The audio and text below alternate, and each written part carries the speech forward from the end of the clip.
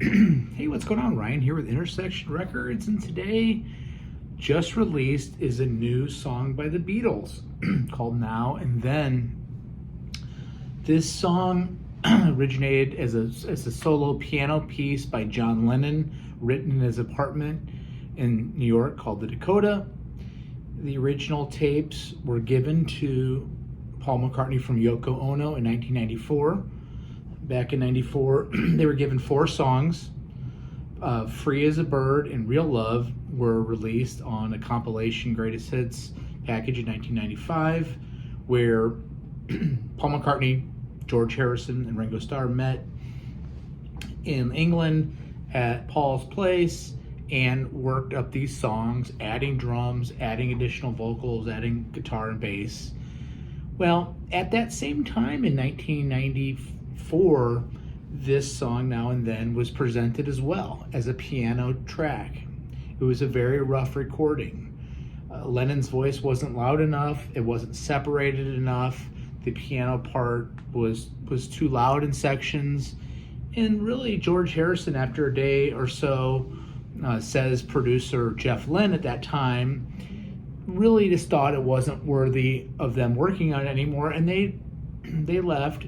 And it was not worked on again until last year. So, again, unfortunately, in 2001, George Harrison passes.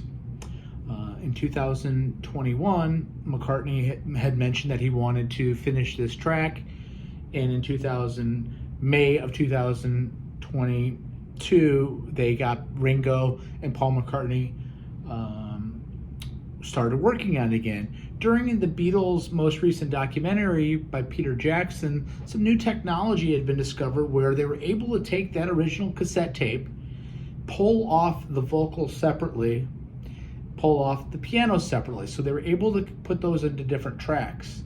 This really helped separate. There was a chorus in the original song. There were some verses. McCartney's added some new lyrics. And I got to tell you, I think it's fantastic.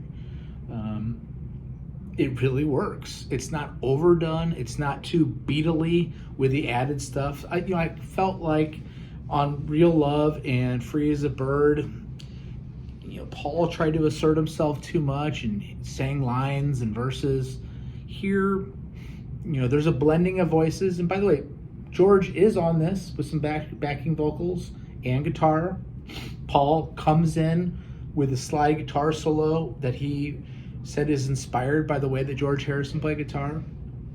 Giles Martin, who is the son of George Martin, worked up some producing, and with some help, there was a string arrangement done in the Capitol Studios in Los Angeles, formerly EMI. The Beatles have a history of having strings on their songs. This is done very well. It's cohesive. It doesn't sound overproduced. Again, being produced by Giles Martin and Paul McCartney. I really like it. I'm kind of stunned. I think it's going to really do well. They don't need the money, obviously, but I think it's a cool addition. I like it. As good as Free as a Bird or Real Love, maybe even more. The production is great. It sounds like they would have worked it out in the studio without trying to do too much. The bass line's great. Ringo's drums are right on. I like the strings. It's not overdone. It's not overproduced. Congratulations, Paul McCartney and Ringo Starr, and Sean and Yoko Lennon. John was a tremendous writer, and he was about to make a huge comeback in his career before he was assassinated in 1980, and it's unfortunate. Check out my channel. We do shows every single day. Peace out. See you.